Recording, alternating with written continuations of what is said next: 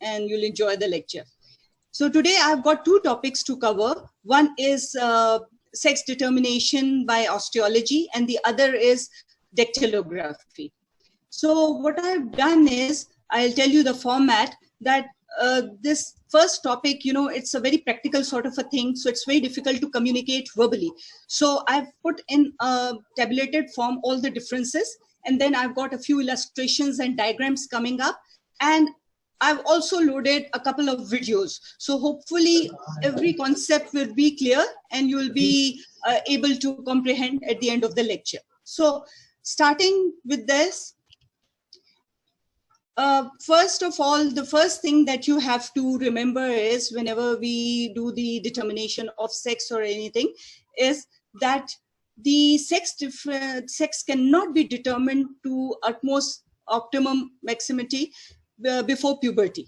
This is because, and before puberty, the bones, every bone, whether it's male or female, they look alike.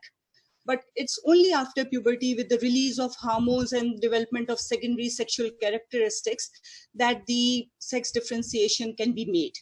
So another thing is that you can see that there is pelvis. The first slide that I've put in is of pelvis. But the thing is that you'll start with the basic, the skeletal framework. So the skeleton as a whole in males is more stouter, it is more bigger, and the weight is approximately like 4.5 kg. Whereas compared to the female, which is more slender, it is like 3 kg, approx 3 kg. Also, all the muscular prominences, the ridges, the impression, the prominences, the depressions, they are all very prominent and rugged in the male as compared to the female. So even the articular surface in males is larger in size, and the ends are also very rugged.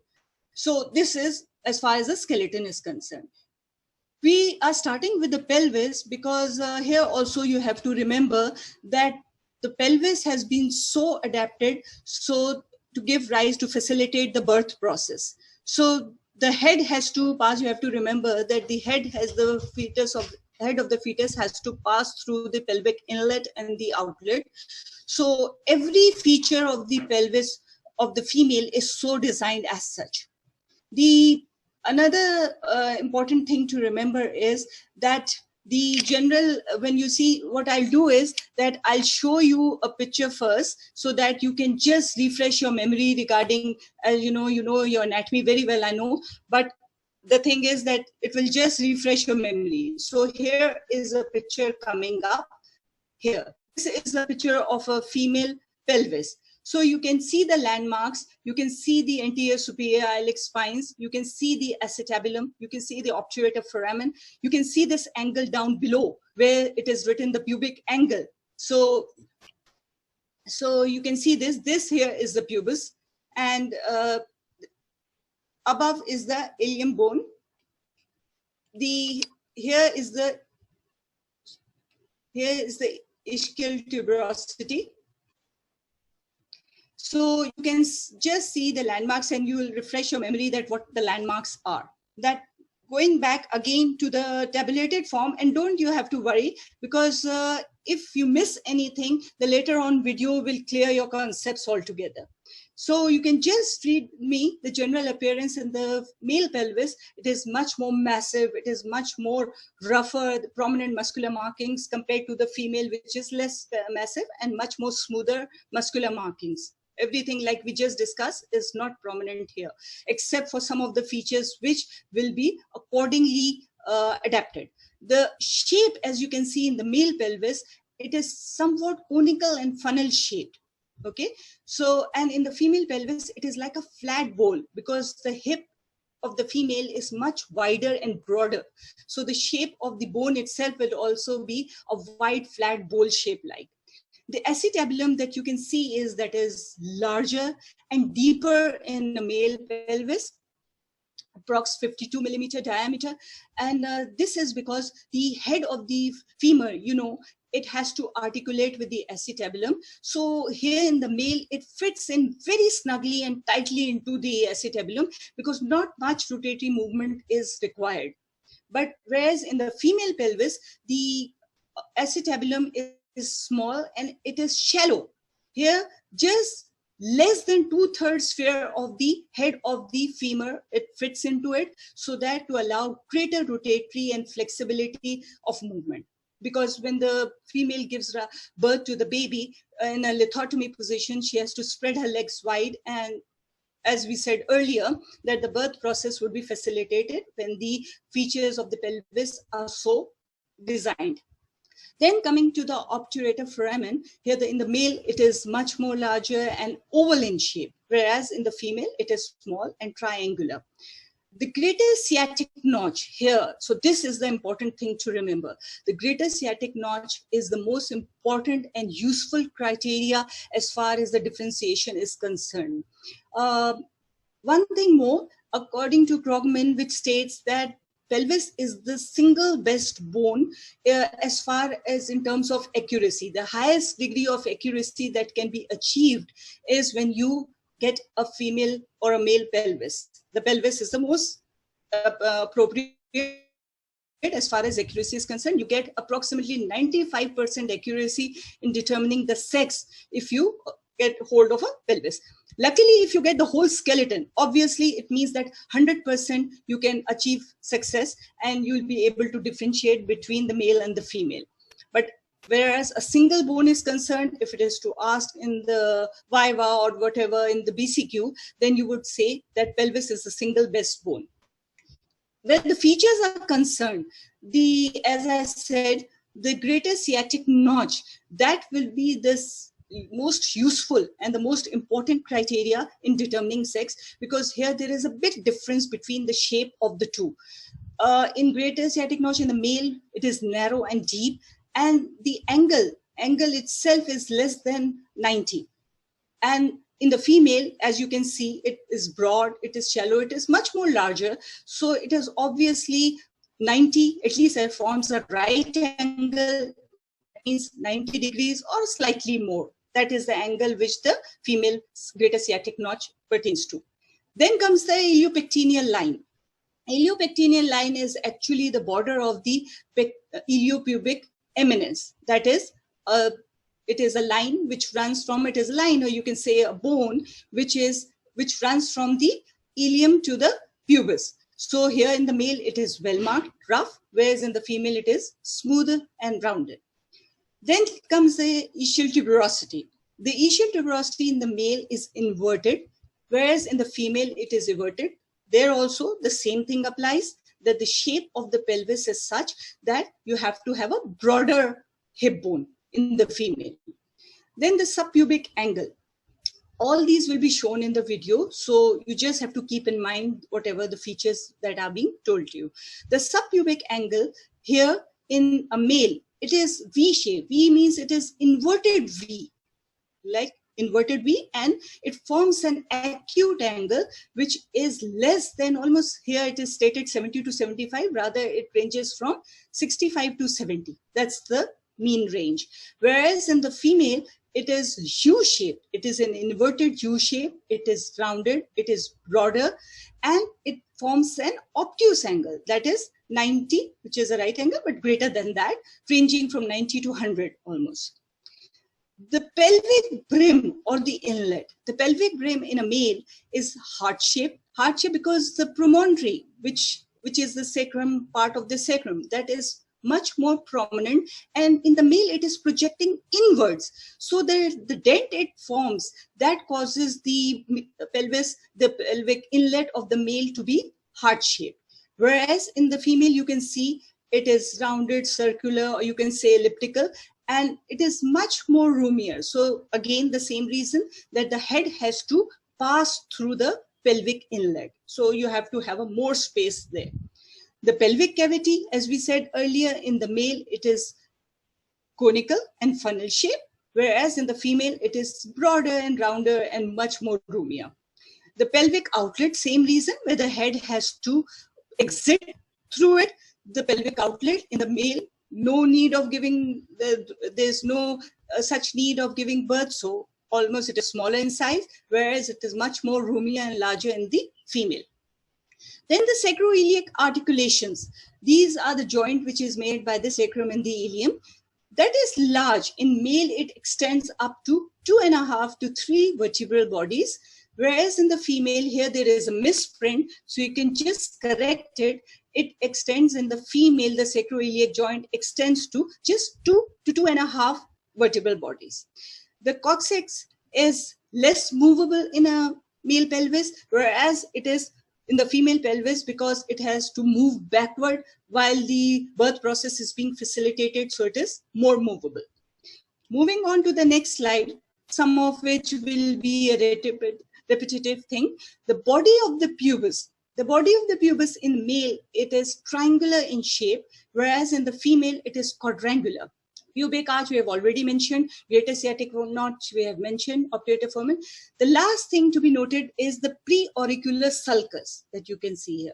The preauricular sulcus is actually the junction between the sacrum and the ilium. This junction actually is shaped like an ear. That is why the human ear. So that is why it is named as auricular sulcus.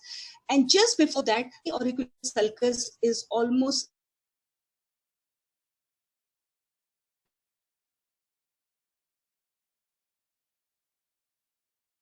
or it is so slight that not noticeable at all.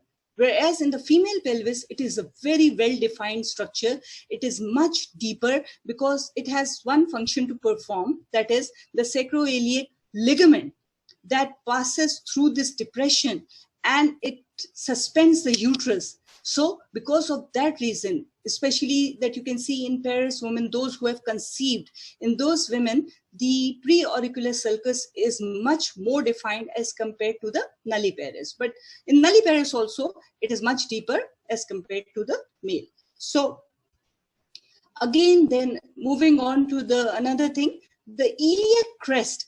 The iliac crest in the male is very prominent and higher up because the male is sitting up higher. So the iliac crest is much more at a higher level. And if you draw a line, imaginary line between the two iliac crests, then you will find that it will somehow correspond to L4, lumbar 4 vertebra in the male, because it will be much higher up, like we said. And in the female pelvis, because the female pelvis is much broader and it is lengthwise, it is shorter. So if we draw a line again, that will correspond to L5. So it will be at a much lower level, L4 in males and L5 in females. Pelvic cavity we have discussed. The what is remaining? Okay, the sacrum. The sacrum itself, we'll show you a picture also later on. That is long, narrow in male pelvis, and it has a homogeneous curve all around. It is much more straighter and it has a homogeneous curve as compared to the short, wide, curved end of the female pelvis. Articulation surface we've already mentioned. So moving on, again, this is same diagram that I showed you earlier and showing you all the features that we have just discussed. Then if you have looked at it, we'll move to another diagram. This illustrates very well. And you can see one more feature here, that iliac crest I've already mentioned that it corresponds to L4 in the male and L5 in the female. The ilium itself, as you can see, because this is a female pelvis, it is splayed out. The walls of the ilium, they are splayed out. That means they are laterally diverging. They are spreading out. In the male, the walls are much straighter. The reason being the same that I discussed earlier, that it has to give more space to facilitate the birth process. So you can see, and it is upward and downward. The ilium is curved in the upward and the downward segment. And the walls, as I said, is splayed out and it is expanded. The whole of the ilium, the walls of the ilium are expanded out in the female. Moving on, this is another diagram, same female pelvis. And here you can better appreciate this, the pelvic brim that you can see. In the center, this is, like we said, it is circular or elliptical. This is a female pelvis. So the pelvic inlet, the brim, and the pelvic inlet outlet are oval shaped and much more roomier. And the coccyx you can see at the back. Here you can't see, but it moves back as the process of birth takes place. So coming up would be a video. So whatever we have discussed, you'll be able to appreciate in that. So just watch the video.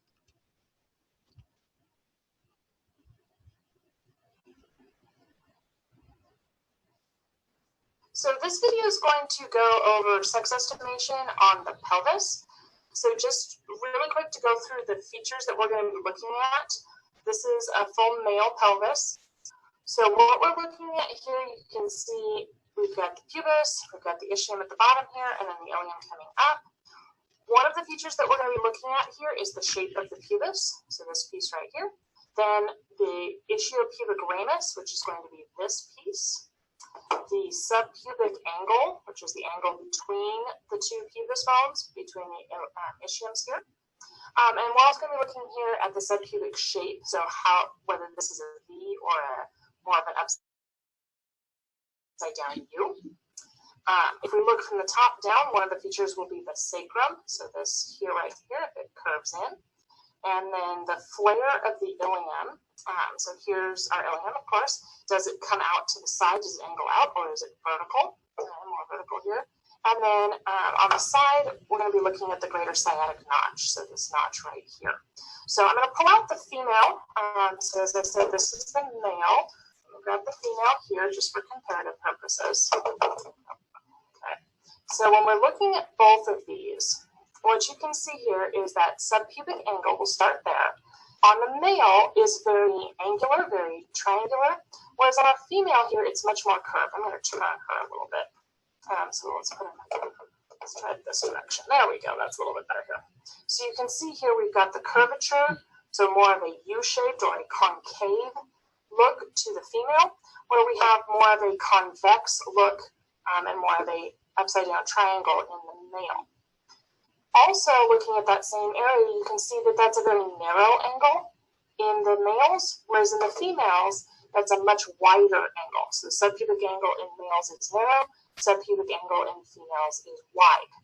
While it's easier to see that on the full skeleton or the full pelvis, we can also see it on the individual sides. So here we have a male, and again, you can see that area angling out and being very narrow versus our female. I pull the female out. You can see how that area is much wider, that angle is much wider, and how it's concave, how it pulls back. Next thing, kind of in that same area, right here we've got the pubis bone. You can see on the female, it's much squarer, okay, much wider, whereas on a male, same area here, you can see it's much more of a triangle. So triangular pubis for male and more of a square or rectangular for the female. Now right next to that, you can see the obturator foramen here. And you should be able to see when looking at the two of these that the female obturator foramen is more triangular shaped, whereas the male is more of an oval or teardrop. So here we've got that more oval shape, and that corresponds with, of course, the pubis shape being more triangular in the male. And then here we have kind of more of a triangular shaped obturator foramen with a more rectangular pubis on the female. If we move over to that greater sciatic notch, you can see between the male and the female how there's a really big difference here. On the female, we've got a very wide greater sciatic notch, whereas on the male, it's a very, very narrow greater sciatic notch. Now, if we go back over towards the pubis area, right here is our ischiopubic ramus. So the section between the pubis and the ischium. On a male, this area is going to be wide. And you can see coming off the pubic symphysis how it stays wide all the way down to the ischium. Whereas on our female here, coming off the pubic symphysis, you can see how it pinches and then widens back out. Okay, so right below the pubic symphysis, you can see how that ischiopubic ramus is kind of at a pinched angle, whereas on the male it's wide. So wide ischiopubic ramus, that's our male, and narrow ischiopubic ramus, that's our female. Okay. The last two features are much easier to see on the full pelvis, so I'm going to bring those back. This is our female full pelvis. And if you notice on our female here, we have this very large, wide pelvic opening, okay, versus on our male, I pull him in, you can see that it's very narrow. It would be hard for a baby's head to fit through that opening, whereas on a female, it's much easier for that to fit through. You can also look at the shape of the sacrum. So the shape of the sacrum in our male is much more curved. It's curving into that opening, whereas on a female, it's much straighter so that it stays out of the way of the baby coming through that opening. Lastly, we're going to look at the ilium itself here and how it flares out. So when we are looking at that, if we look at it from this angle, you can see on the females how the ilium itself flares out to the sides. It kind of comes out versus being more vertical.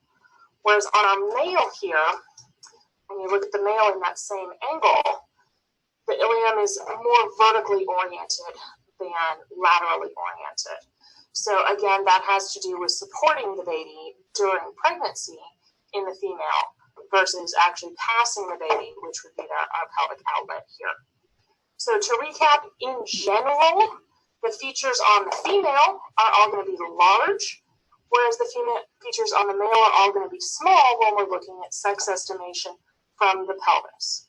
We can look at sex estimation on the pelvis either from the full pelvis or from the individual os coxabones separately. So overall, that's going to be your sex estimation from the pelvis. Make sure you also watch the video that's sex estimation from the skulls. So hopefully this cleared all your doubts and concepts, made it clear. And next, moving on, we'll move on to this slide.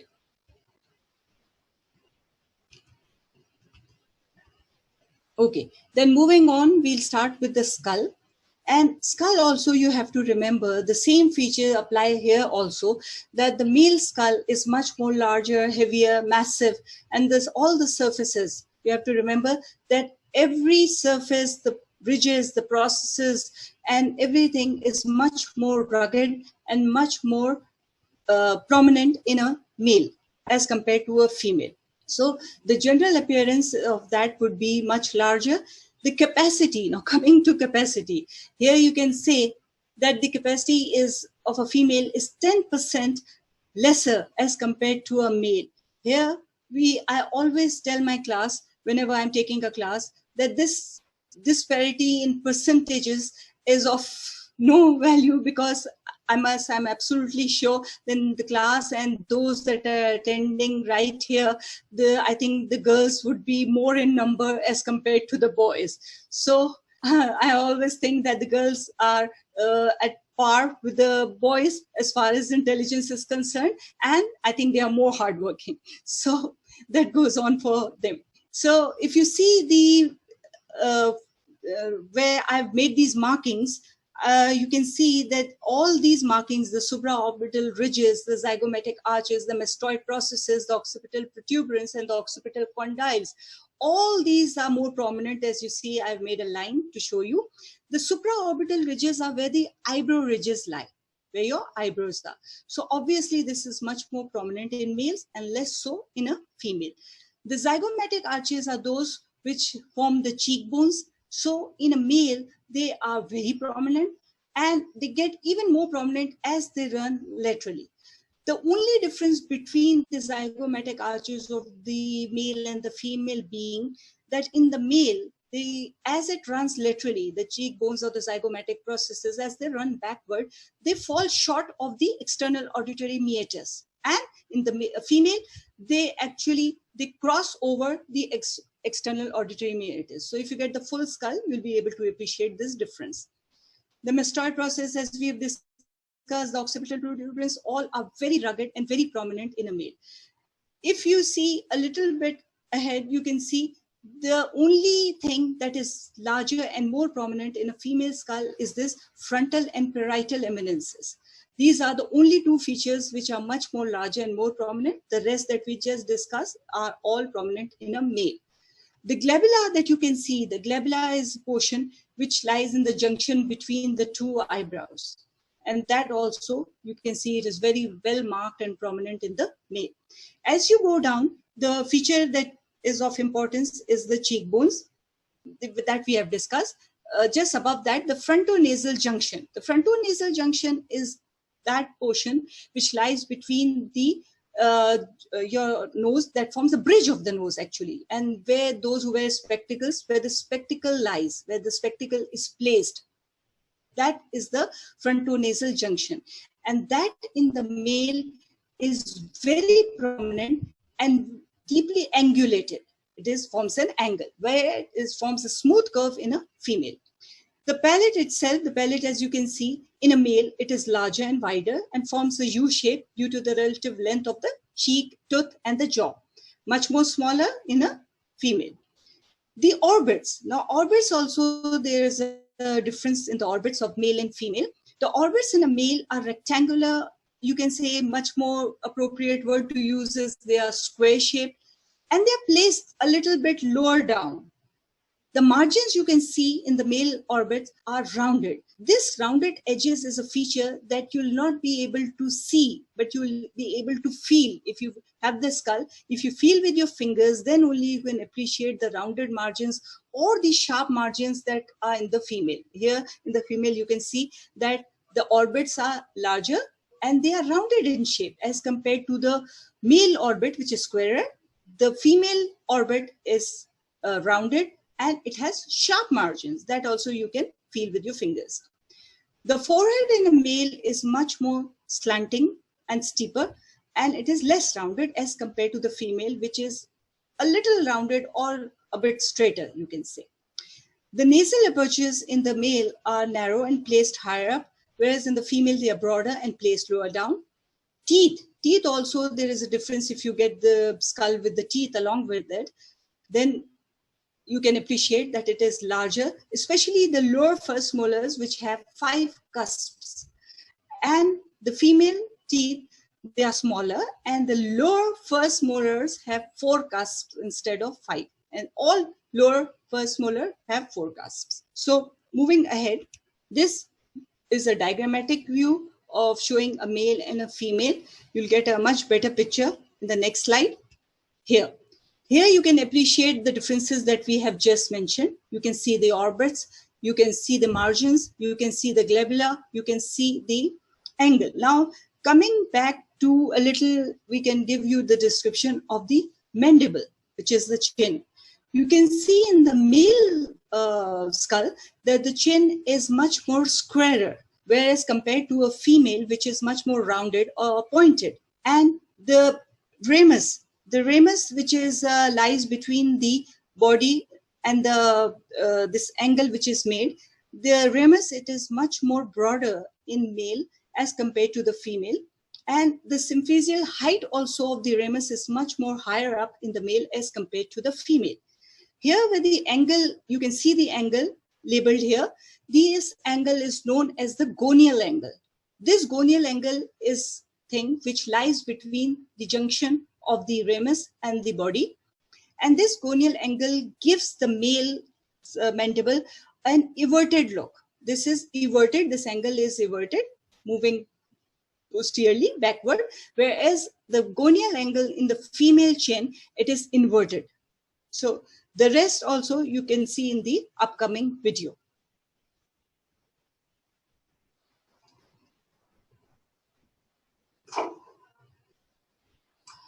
Sex estimation from the skull takes a slightly different form than that on the pelvis. On the pelvis, we're looking primarily at traits that facilitate childbirth. On the skull, we're looking much more at traits that are secondary sex characteristics for males that females don't exhibit. So here we have a female skull, very slight, very gracile, compared to our male skull that I'm going to bring over here, and you can see how much larger overall, much bigger muscle markings. So I'm actually going to start with the male skull here. And the first feature we're going to talk about is the superciliary arch. Remember, that's the brow ridges. So in males, they're going to have very large, very projecting brow ridges. So if you see from the side angle here, we've got that projection. Whereas on our female, we really don't have much of those superciliary arches. Now, the second feature is right around the eyes as well, but it's a feature that you really have to feel. You can't really see it. And it's what we call the supraorbital margin. So orbit, eye orbit, supra above, and the margin is going to be the edge from the inside of the eye orbit to the outside right here. So it's going to be this rounded, smooth edge in a male, whereas in a female, when we run our finger across there, it's going to be a much sharper edge. So again, that's something you have to feel. You really can't see it. Now, also on the side here, we have the mastoid process, and you should be able to see between our female here how small her mastoid is versus how really large this male mastoid is. I specifically picked these skulls so that you could see kind of the extremes. Be aware that in general, the male mastoid isn't going to be that large, and the female isn't going to be that small. So these are the extremes, that strong male and strong female. Because remember, we use a 5-point scale for this. So we also have that female question mark and male question mark, where it's leaning that way, but it's not huge like this one is. Moving to the back of the skull, we've got the nuchal lines that we're going to see much more prevalently in males, along with that center protrusion, that external occipital protuberance. So here on the back, you should be able to see that, those nuchal lines. And again, this is something that's much easier to feel than to see. So if I run my finger across here, I feel a lot of thickenings for those muscle attachments. Whereas when I look at my female here, it's much more slight. She doesn't have nearly the muscle attachments on the back of her skull and the occipital as the male does. So the male's going to have that protruding occipital, external occipital protuberance and nuchal lines, whereas the female is not. If we move now to the mandibles, so I'll get the skulls out of the way. Here we have our female and our male mandible.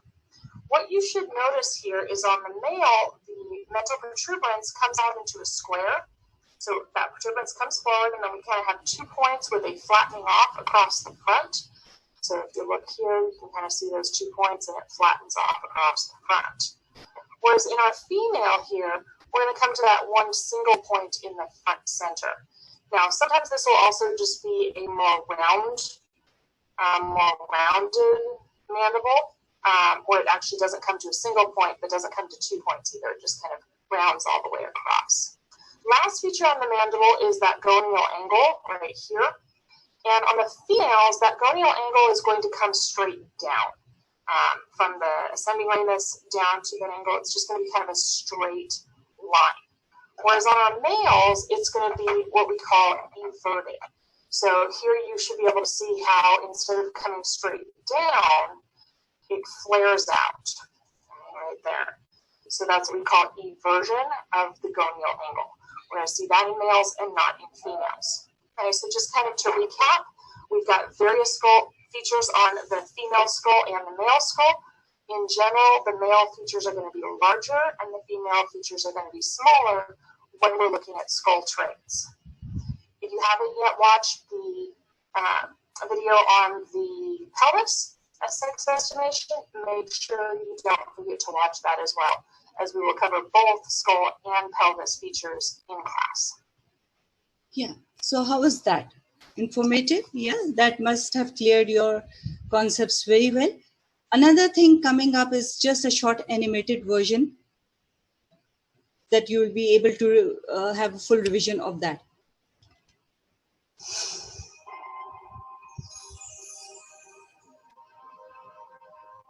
A quick review. Sex differences in the skull. There are no sex differences until puberty. The post-pubertal differences are as follows. The weight of the skull in males is heavier and in females is lighter. The size is larger in males and smaller in females. The capacity is greater in males, and it is 10% less than that of males in females. The walls of the skull are thicker in males and thinner in females. Muscular ridges, glabella, superciliary arches, temporal lines, mastoid processes, superior nuchal lines, and external occipital protuberance are more marked in males and less marked in females.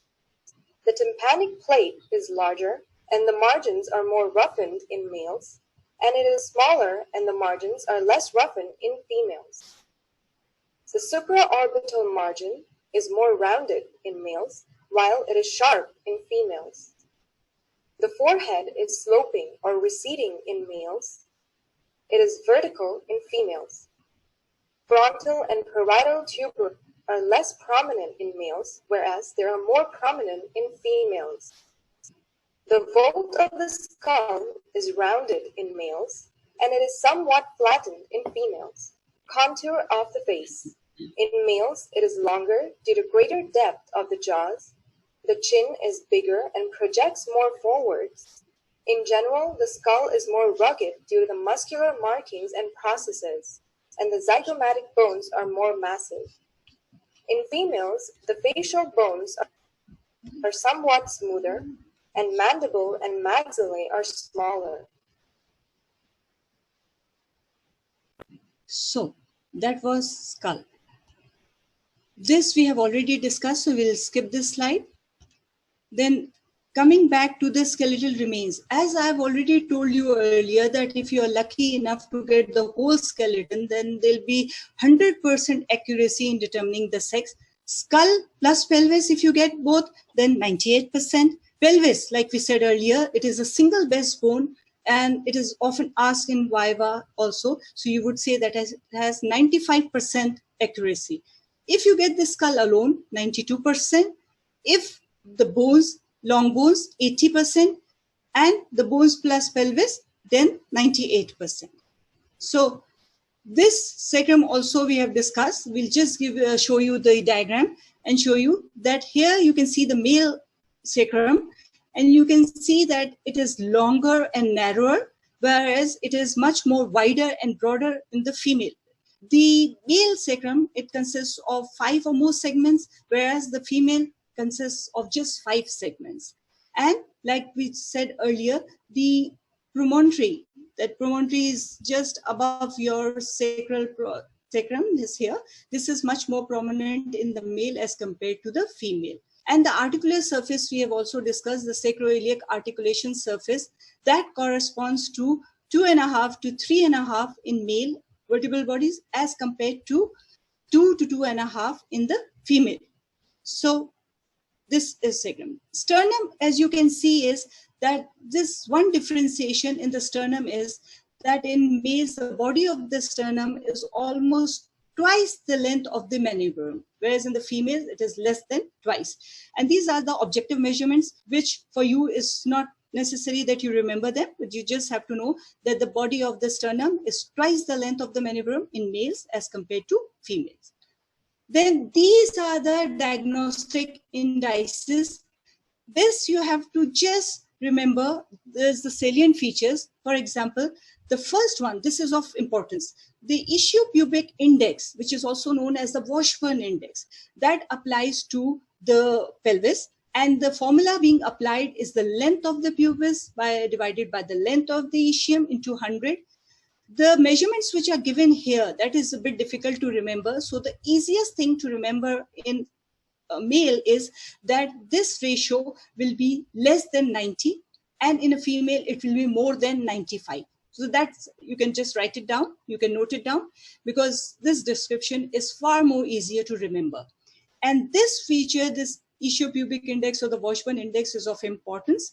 The rest, you can just remember the names and where it applies. That the sternal index, obviously it applies to the sternum, and the length of the manubrium by the length of the body into 100. You don't have to remember the ratios that are given here, just that it is less in males and more in female, that kind of thing you have to remember. The corporobasal index applies to the sacrum, and the sacral index itself applies to the sacrum. So you just have to remember the names, and the first one is of detail that you have to remember, the Washburn or the ischiopubic index. So that's the diagnostic indices. Moving on to the femur. Femur, you can see that the head of the femur is obviously larger, and as we discussed earlier, that more than 2/3 sphere would have to fit into the acetabulum in the males, and it will fit in very tightly and snugly, as we just said. In the female, less than 2/3 sphere of the head of the femur would go into the acetabulum, which in the female femur is much more shallower and smaller, as we said, to allow greater rotatory and rotational movements. The neck, the third point, the neck, it forms an obtuse angle with the shaft that is almost 125 degrees, or more than 100. The neck in the female femur, it forms a right angle with the shaft of the femur. One thing which is not mentioned here, and you can just note it down, is that the vertical diameter of the males, the femoral head, the vertical diameter of the femoral head of a male, that is 47 millimeter. And in the female, it is less than 45 millimeter. I'll repeat again. The vertical diameter of the femoral head in males is 47 millimeter, while that in female is less than 45 millimeter. The bicondylar width, as you can see, this is the bicondylar width between the two condyles. That in the males is more than 78 millimeters. If that is so, it is certainly a male. And in the female, it is less than 74 millimeter. So it is more certainly a female. I'll repeat this again also, that the bicondylar width in a male is more than 78 millimeter, most certainly a male. And in a female, it is less than 74 millimeter. So it is most certainly a female. So this amounts to the diagnostic indices. So moving on to the next slide. Okay, so this almost winds up the differences that are pertaining to, we've discussed the pelvis, we've discussed the skull, femur, mandible, and the sternum and the sacrum. So almost all the bones have been discussed as far as sex differentiation is concerned. The next topic of ours is dactylography. It is entirely a different topic. So this I have already discussed with my students of DMC, so probably they'll be recalling it as we go through it. So dactylography, as it is also known as fingerprinting, by common name it is known as fingerprinting, and it is also known as dactylography, Galton system of dactylography, or dermatoglyphics. All are the same. Dermatoglyphics is just the scientific study, and by definition, you can see that it's just the study of fingerprint as a method of identification. That's dactylography. So if we come to the principle of fingerprints or dactylography, so one thing that you can see is that it is the surest method of identification, and it is based on the principle that the skin of the balls of the fingers and the thumb, they are lined by papillary ridges and grooves. Now, these ridges and grooves, they leave a characteristic pattern, and they are specific for every individual's fingers and thumb, or the palm, you can say. They are individual, they're specific for every individual. That's what makes it so unique, so that no two persons, not even identical twins, they have the same fingerprints. Now, fingerprints, they form almost while the fetus intrauterine life. They start forming when by 12 to 16 weeks of intrauterine life, and the formation is almost completed by 6-month intrauterine life. So you can imagine from then onwards, from the birth to old age, they remain constant throughout, and they are not hereditary. Like we said, they are not hereditary. They are unique for every individual. Now, this in a capacity, you can see the ridge patterns. We'll discuss what are the ridge patterns, but even you can say how to take the prints. The next thing is how to take the fingerprints. They consist of just inking your thumb or fingers by printer's ink, and then leaving an impression lightly on an unglazed paper. There are two methods which you can see. One is the plain method, one is the rolled impression. In the plane, it is just obtained by just lightly pressing your ink surface or the finger, the thumb on plain paper. There is no turning movement. You have to press very lightly and no turning movement. That's a simple plane movement that you get. Then the rolled impression. This is obtained by first inking the bulb surface of the finger or the thumb. You have to take ample amount of ink between your nail boundaries, and then just gently rolling the finger or the thumb from side to side, from one side to the other, and that covers a large area. So that is the most preferred thing to how to take. The thumb impression, usually we take the left thumb impression of a male and the right thumb in a female is of use. Then you can see the various patterns. And one more thing, the papillary ridges that we just discussed, the surface of the palm and the fingers and the thumb, they are devoid of hair follicles and sebaceous gland. The only thing that is present there is the sweat glands. So the natural oil which is secreted by the palm and plus the sweat, the perspiration, that itself leaves the mark on the surface with which it comes in contact with. That's the basic principle how you leave the fingerprint.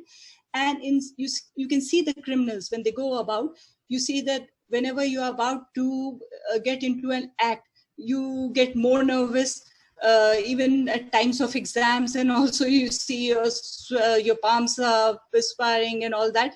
So that's a basic mechanism that when they're about to commit a crime, the more sweat and perspiration is left on the surfaces, unless and until they are wearing gloves. That also was a question, that if they are wearing gloves, then what? But the latest research says that even while wearing gloves, the inside of the gloves, from the inside of the gloves, the perspiration and the prints that are left in the inside of the gloves, and that from the outside, which is left on the surface, and that too is unique. That pattern, that unique pattern which is left, that is unique the same way as your fingerprints, that is unique for the glove. If you are lucky enough to recover the glove, then you can match it with the same glove, the prints are matched, and that betrays the wearer. So if the criminal is thinking that somehow he'll not be discovered, so you can get the prints from there also. Almost there are 3 types of prints which are made on the surface. One is the visible print, the other is the plastic print, and the third is the latent print. Visible print means when your fingers or the palm are smeared with contaminated material, whether it is blood or whether it is ink or whether it is any secretions, you can say. That leaves itself the mark on the surface with which it is touched. And that is visible. So you can obviously take the photographs and you can see the rich patterns. The plastic prints are those which are left on soft surface like soap, cheese, clay, or any other soft surface. There also, it makes an impression there and you can easily photograph it and see the patterns made by that. The only difficulty is on the third one, which is the latent print, which means that it is invisible or almost invisible print that is left on the surface. These are how you make them visible is by the fingerprint expert. What he does it, that he uses, you must have seen somewhere that they use these powders. There are various powders which come in along with the brushes. Then these powders, you must be knowing that they are basically 2 main powders. One is gray colored and the other is black colored. The black colored powder is usually used for lighter colored surfaces or white surfaces. If the imprint is left on that surface, lighter colored surface. And the gray powder is used for a darker surface where the imprints are left on a darker surface. And there's another third one, which is known as a dragon's blood, which is a natural powder which can be used for both types, whether it is a dark surface or whether it is a light surface. So these obscure prints can be made evident, visible by either brushing it with the powder. You brush the powder and then you lift the print by using any normal tape or cellulose tape. You stick it to that surface and voila, there comes your print. Another method to make the obscure prints more visible is by using the chemical sprays like silver nitrate or iodide sprays or ninhydrin solutions. From that you can spray them and make the print visible. So these are some of the methods. Now you can see the various pattern which the ridge makes. As you can see in the slide, there are basically of 4 types. They are the arches, loops, whorls, and composite or compound forms. The arches comprises just 5% and they are considered to be the rarest. The loops, they are the most common, and here it is stated 60, but it goes on almost to 70 to 75%. From 60 to 70 to 75% have loop pattern. The whorls, you can see there is a slight misprint where 35% is written. That is the percentage of the whorls. And the composite or the compound just amounts to 1 or 2%. Now we'll be discussing what are the arches and what are the loops and how the pattern is made. The arches you can see, these are just simple ridges which run from one side to the other without making any backward turn. Here it is also, you have to remember, the arches, they are simple ridge patterns without any... G. It's last 5 minutes. So okay, I'll just take 5 minutes. 5 minutes. Okay, ma'am. Thank you. Thank you. So arches are the simplest form. The loops you can see, they make a pocket. Here the ridges either sway. There are two types. Either they sway towards the thumb side and they are known as radial loops. If they sway towards the ulnar side, that is the little finger side, then they are known as the ulnar loops. Then the whorls.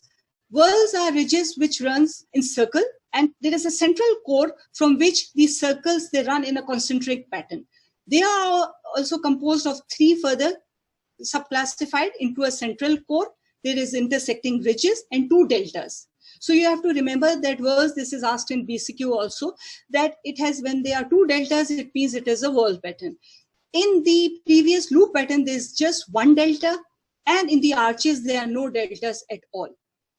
So a recurrent whorl is one which makes one direction clockwise, in the other, it runs in the anti-clockwise direction. The compound or the composite means all above 3 patterns in the same, found mixed in the same impression. Then the last is the Lugar system or poroscopy, and these ridges, the ridges they contain, they are studded with pores, minute pores, which are the mouths of the sweat glands, and they are also constant for each individual, and they are useful when only a small fragment is available.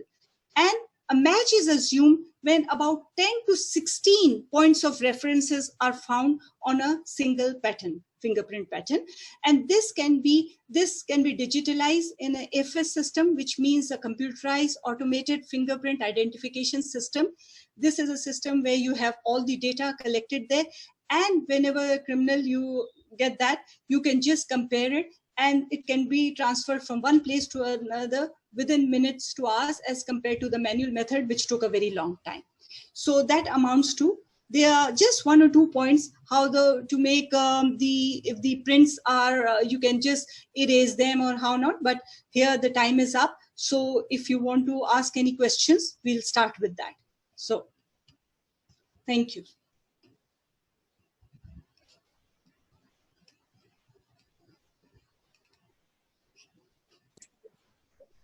Okay, ma'am. Question answers का अगर कोई session है तो वो देख लीजिए। मैंने enable किया था चैट में, बच्चों ने पूछा नहीं है, और बस ये टाइम भी तकरीबन ओवर हो चुका है। मुझे नेक्स्ट सेशन जी, बाकी तो समराइज कर दिए। अगर उनको कहें कि कुछ पूछना है तो मेल पे या उस पे अगर करना चाहें तो कर दें, या अपने कमेंट्स लिख दें अगर लिखना चाहें तो, कि उनको अच्छा समझ आ गया है नहीं। ओके स्टूडेंट्स, आप अपना चैट इनेबल है, उस पे कमेंट कर दे, या कोई क्वेश्चन हो तो पूछ सकते हैं। If you want to ask anything that is not clear, I hope that I've made it very clear for you, but anyhow, if again you've missed something or this, you can just ask. So take care. Thank you, ma'am. It's thank you clear so now. much. Thank you so much. Would likely appreciate your comments. Thank you, ma'am. It's ending the session.